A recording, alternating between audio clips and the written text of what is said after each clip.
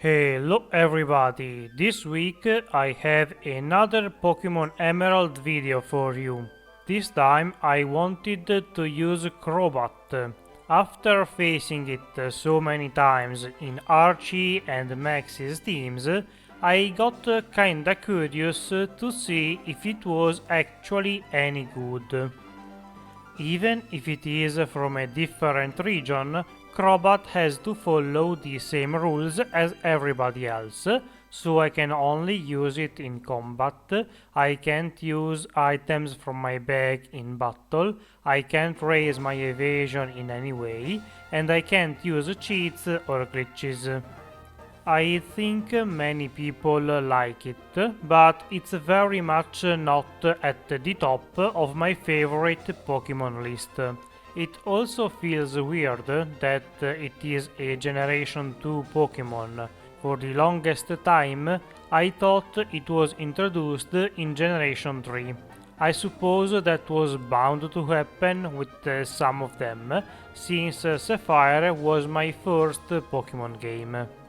Crobat has some nice stats, 130 base speed is a lot, and everything else is at least decent.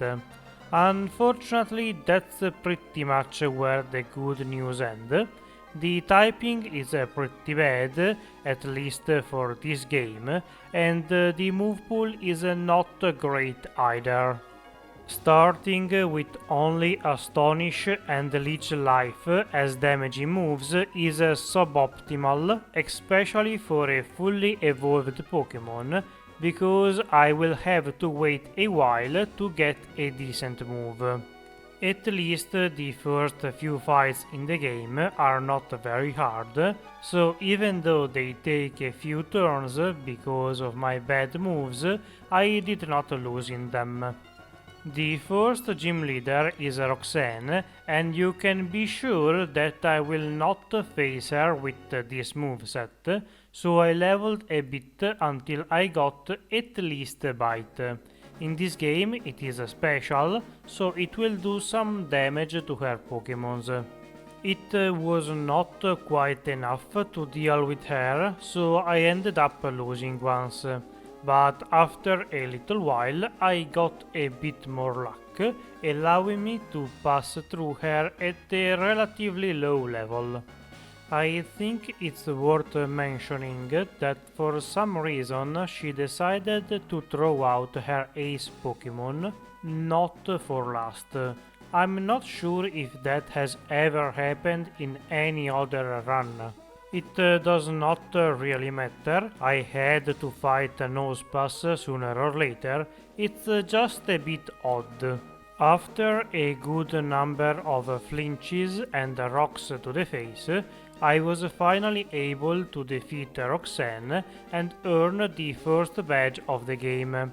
From here I took care of the Pico quest, and before leaving town I started the optional fight with May.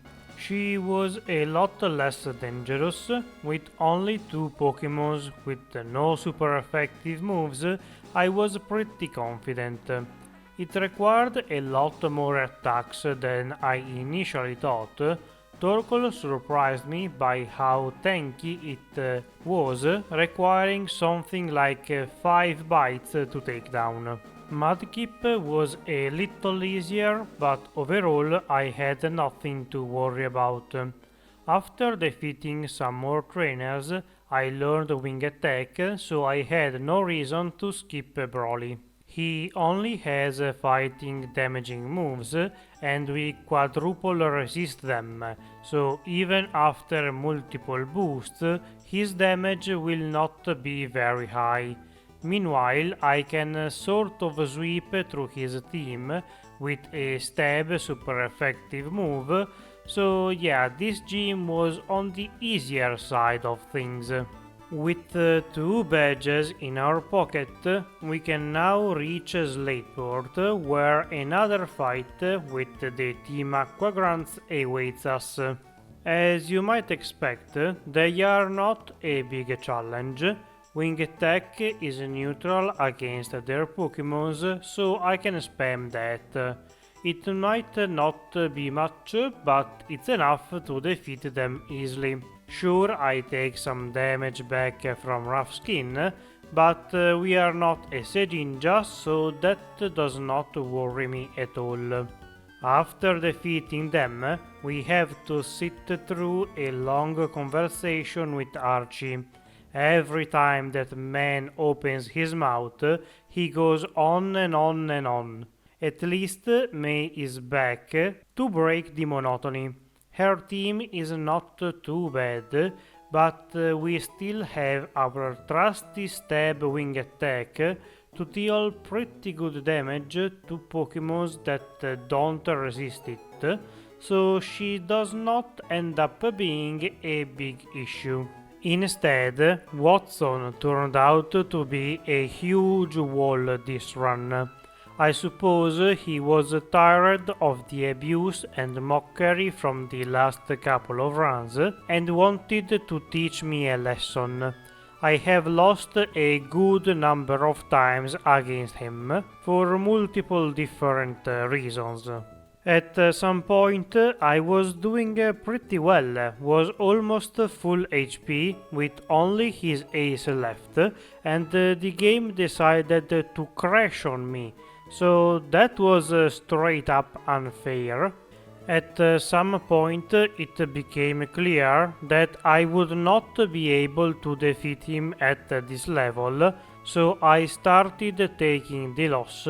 At least I could gain a little XP in every attempt this way. Eventually, at level 39 and around 40 minutes since I started, I was able to have a good fight with him. The main problem in this match is that I am weak to their electric moves, so I can't take many hits, and all of my moves are resisted by his Pokémons, so I can't defeat them very fast either. I tried to buy some time and damage with confusion from Swagger, but luck was not very much on my side, as I was getting fully paralyzed more often than they were hitting themselves. I tried biting Magneton, hoping for flinches, but as soon as he paralyzes me, I can't move first, so no more flinches for me. To make things even worse, he generally saves a super potion for it, which means that I have to go through his HP bar twice. Fortunately, this time he did not use it or waste it earlier, so I can finally move on from this train wreck of a fight. After exploring more of the region, we have to go to the top of the local semi-active volcano to stop Maxi from making a mess. Of course, he attacks us. The fight against him was pretty easy this time, but I'm not sure if it will be a problem later. I am a physical attacker, so Intimidate is a pain, and Camerapt will learn a rock move for our next encounter. After taking him down, we can move on to the next gym fight, the fire one headed by Flannery. Since we are not weak to fire, this time I was hoping it would be a bit easier, and it was for the most part. Fun fact, you are watching the second time I defeated her. I was not recording the first one, but don't worry, you did not miss anything, as literally everything happens exactly as it did before, even the flinches. Ignoring the Watson incident, where there were almost as many casualties as in Jujutsu Kaisen, the first few gyms were easy. I was a bit worried that Norman would stop the trend, but I was wrong. We are entering the mid-game now, so wing attack is starting to fall off, but it's just enough to carry me through a couple more fights. Slacking is always a bit of a gamble because he likes to use counter, but as I mentioned before, Bite is a special in this game, and even if it is a contact move, it does not work with a counter, so I am free to use that one. The fight is still a bit sketchy as I get yawned towards the end, but he fumbles the opportunity, so I still come out on top. One big mistake I made this run is forgetting about a Sludge Bomb. I'm not sure when it becomes available, I only picked it up before the league, but it would have been helpful for the rest of the region. The Team Aqua admin is boring, my Tiena gets one-shotted even after Intimidate, so up next is the May fight before 4-3. New day, where were we? Oh yeah, May fight. And it's over. Moving on, we can infiltrate the bird cage and start the gym match against Winona. I am actually kinda worried about her, mostly because of Skarmory. I don't have anything to hit the steel types, and she could use sand attack a lot of times to cripple my accuracy. Other than the metal bird, the other members of her team should not be a big problem. As expected though, I am not able to one-shot them with the wing attack. I also tried to use hidden power against a Kecleon, but it was normal type, so not very useful considering I have secret power, which is better in every way. By some miracle, Skarmory was not a problem this time. It only used Steel Wing, so no accuracy drops, and I just barely dodged the healing threshold, so no hyper potion for it. I then moved on to the next town, where I had to face the optional fight against May. This is probably the fight where the lack of power from wing attack is most noticeable. I usually sweep her team without a second thought, but today most of her Pokémons leave a hit. I still won without taking too much damage though, it's not like she can hope to do much. Next I went to the Pokémon graveyard to pick up the Magma emblem so I can access the cave where Groudon resides, and of course I immediately had to rush there to stop Maxie from doing anything stupid. Unfortunately we are too late, so that's one legendary free, and the guy even has the courage to fight us. Earlier I mentioned that I was not sure how this fight would go. The answer is very well for me. I might be lacking damage, but that does not matter if he lacks even more brain cells. And those crits were very appreciated, I'm not going to lie. Now we can go back to beating up Team Aquagrants in their base until we reach their Admiral. I did not even fully heal for this guy because he only has 2 Pokémons and is literally a weaker version of the fight we just had. After taking care of him, I had some time to grind a bit because our next encounter is against Tate and Liza. Fortunately, Crobat can learn Shadow Ball, so my damage should be decent. But the problem is that I am a part poison type, so their psychics will hurt a lot. The boost, in a weird roundabout way, actually helped me. It made it so they did not poison him after a Shadow Ball, and then he went down with the second one. The remaining 2 Pokémons are a one-shot each, but they do have the opportunity to land some hits on me, so in the end it was a very close fight. Unfortunately now we go from an exciting fight to a very boring one. The double fight with Steven rarely has anything interesting going on, especially if you are a physical attacker. I guess this time it's slightly different. They focused a lot of their attacks on Metang, and it too had to punch itself in confusion multiple times until eventually it was defeated, and Steven had to send out the special Aggron. Of course, Aggron did not do much, but since all of that attention was not on me, I was free to spam moves over and over and slowly chip them down. Overall, this fight took a long time, but I got hit only once, so there is not a whole lot to complain about. PSA, I don't have anything special planned for Christmas or New Year's.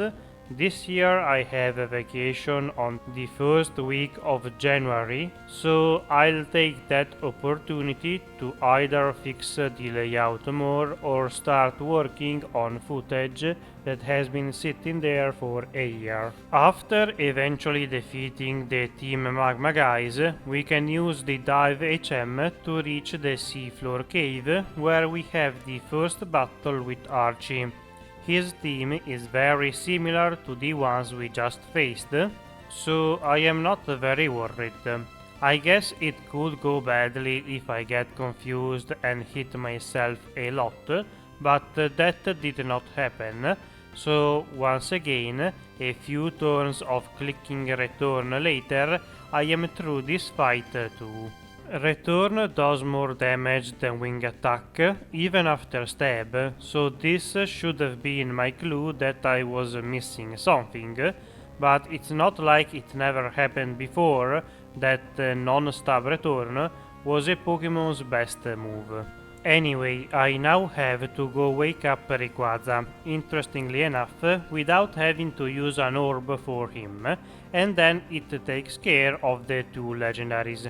In the meantime, could you scroll down a little, press the thumbs up button and subscribe and whatnot?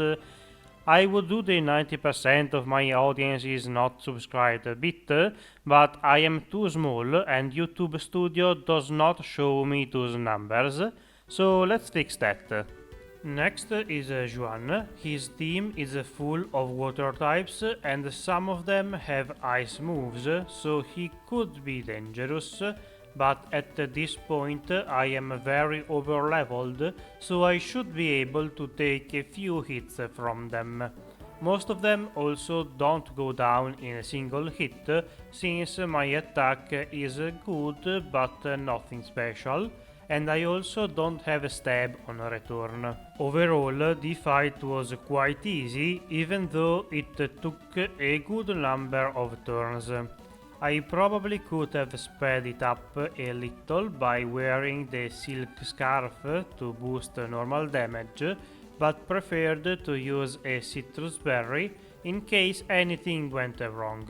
After defeating him, we have collected all of the badges of the region, and so we can finally start the journey through Victory Road. Here we meet Wally, who wants one last challenge. His team is pretty good. The Pokemon that worries me the most though is Magneton, since I still don't have anything to hit him with. Fortunately, he switches into a crit return, so I can finish it off the next turn. That was kinda anticlimactic, but I'll take it.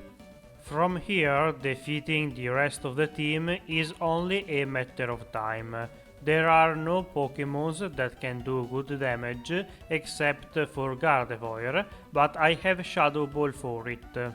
After defeating Wally and going through all the cave, I finally remembered that Sludge Bomb is a move that exists, so I took the time to go grab it and teach it instead of Poison Fang, who I'm sure I did not use a single time throughout the run. I also thought Giga Drain, as it might be useful in a couple of situations. The fight against Sidney did not start very well. My Tiena was able to use a sand attack on me, so that could become a problem later on. Then Shiftry comes out, and between my low accuracy and his increased evasion, it takes a few turns to land a hit and put him 6 feet under. Meanwhile, he is also able to use Torment, so now I am forced to juggle between two moves when I attack. The effects of that sand attack can still be felt, as I occasionally miss a move, but fortunately, Sidney prefers to set up instead of attacking me directly. That's scary, but also gives me more turns to defeat them, and with a bit of luck, I was eventually able to clear my way through his remaining Pokémons. After defeating the RNG guy, it's time to face Pheobe.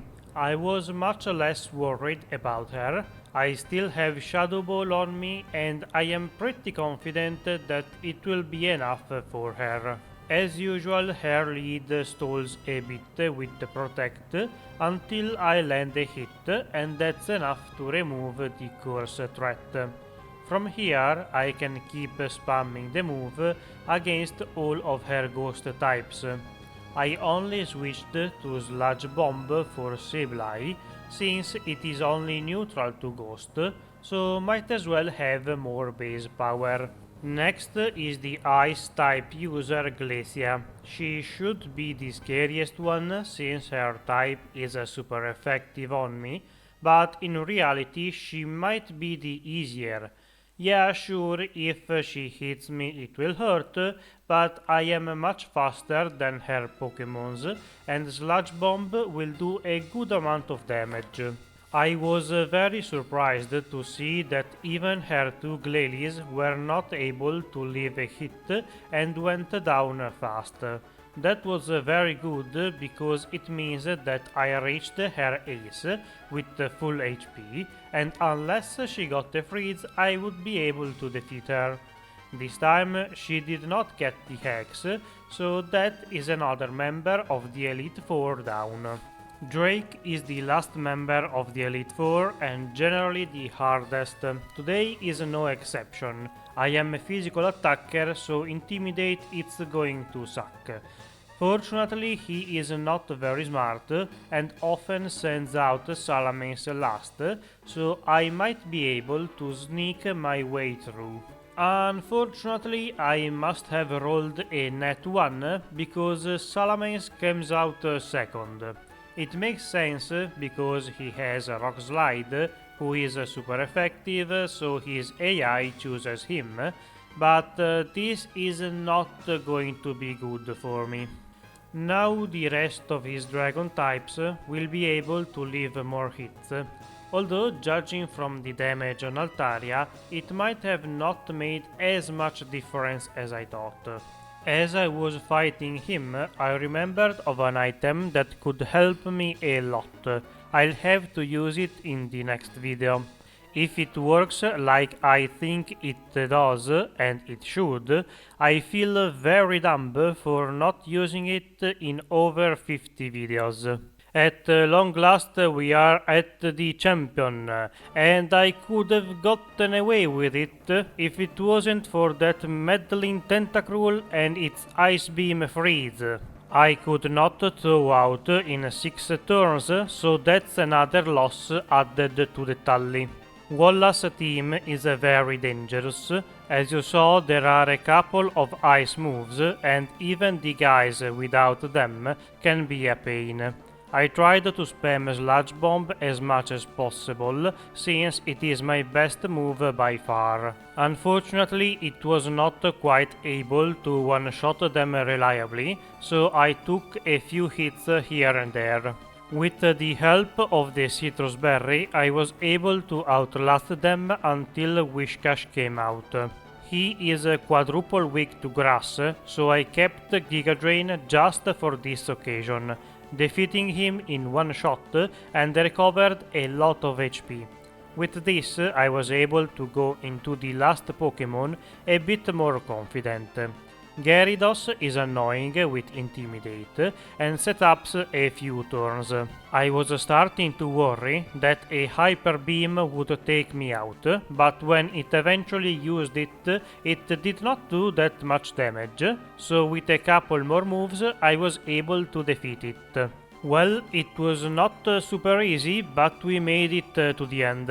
Thank you for watching, I hope you liked the video. Please remember to like, share, subscribe, ring the bell, and all of that YouTube stuff. If you have any video ideas or feedback, feel free to write them down in the comments. And with that, I'll see you next week. Bye!